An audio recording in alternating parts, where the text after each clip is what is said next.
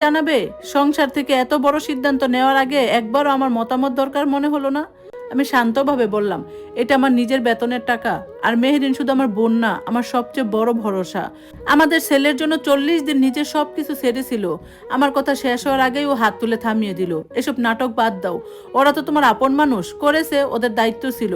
কিন্তু তোমার যদি এতই টাকা খরচ করার শখ থাকে, তাহলে আমার বোনকে একটা ফোন কিনে দিতে পারতে। ওর ফোনও তো 1 মাস আগে নষ্ট হয়ে গেছে, সেটা কি জানো না? আমি হতভম্ব হয়ে তাকিয়ে রইলাম। তারপর ধীরে বললাম, তোমার বোনকে আমি কেন ফোন কিনে দেব? তুমি তো ওর ভাই, তুমি কিনে দাও। আমার কথাটা যেন ওর অহংকারে গিয়ে আঘাত করলো। ও সামনে এসে দাঁড়িয়ে বলল, ঠিক আছে, আজ মাসের 15 তারিখ, আজ থেকে বাকি 15 দিন সংসারের একটা টাকাও আমি দেব না। চাল ডাল বাজার গ্যাস বিদ্যুৎ ছেলের সব কিছু খরচ তুমি চালাবে। যেহেতু মানুষের জন্য এত টাকা খরচ করতে পারো, তাহলে নিজের সংসারও চালাতে পারবে। মুহূর্তের মধ্যে বুকের ভেতরটা হাহাকার করে উঠলো। মনে পড়তে লাগলো, বিয়ের পর থেকে নিজের বেতনের একটা বড় অংশ আমি এই সংসারে দিয়েছি। কখনো হিসাব চাইনি, কখনো অভিযোগ করিনি।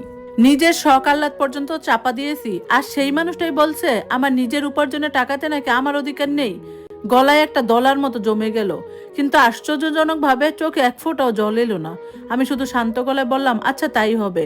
ও হয়তো ভেবেছিল আমি কিছুক্ষণ পর গিয়ে ক্ষমা চাইবো, বলবো ভুল হয়ে গেছে, আর কখনো এমন করব না। কিন্তু ও জানতো না, আমার এই নীরবতার ভেতরে একটা সিদ্ধান্ত জন্ম নিচ্ছিল। পরদিন সকালে নাইম অফিসে যাওয়ার পরে আমি একে একে ফোন করলাম। আমার বাবা মা ভাই বোন, তারপর শ্বশুর শাশুড়ি ননদ, কাউকে বাদ দিলাম না। সবাইকে বললাম আমি আর মাহিরকে নিয়ে একটা ছোট্ট দোয়া আর পারিবারিক আয়োজন করছি। দুপুরে সবাইকে আসতেই হবে। সবাই খুশি খুশি হয়ে রাজি হয়ে গেল। তারপর আমি বাজারে গেলাম। যতটুকু সামর্থ্য ছিল মন খুলে বাজার করলাম। ভালো মাছ মাংস মুরগি শাকসবজি সব কিনলাম। সারাদিন রান্না করে দাঁড়িয়ে একের পর এক রান্না করলাম, ঘর পরিষ্কার করলাম, নিজেও সুন্দর করে তৈরি হলাম। মাহিরকে নতুন জামা পরিয়ে কুলে নিলাম। দুপুরের পর একে একে সবাই আসতে শুরু করলো। কিছুক্ষণ পর নাইম অফিস থেকে ফিরলো। ঘরে ঢুকেই ও অবাক। পুরো বাড়ি অতিথিতে ভরা, ডাইনিং টেবিলে ভরা নানান রকম খাবার।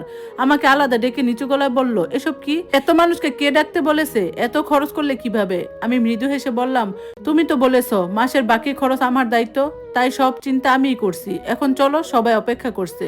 আমরা বাহিরে এলাম। সবাই মিলে খাওয়া শুরু করলো। শ্বশুর শাশুড়ি আমার রান্নার প্রশংসা করতে লাগলো। আমার বাবা মায়ের মুখে আনন্দ, আর নাইম, ওর মুখে তখন শুধু অস্বস্তি। ও বারবার আমার দিকে তাকাচ্ছিল।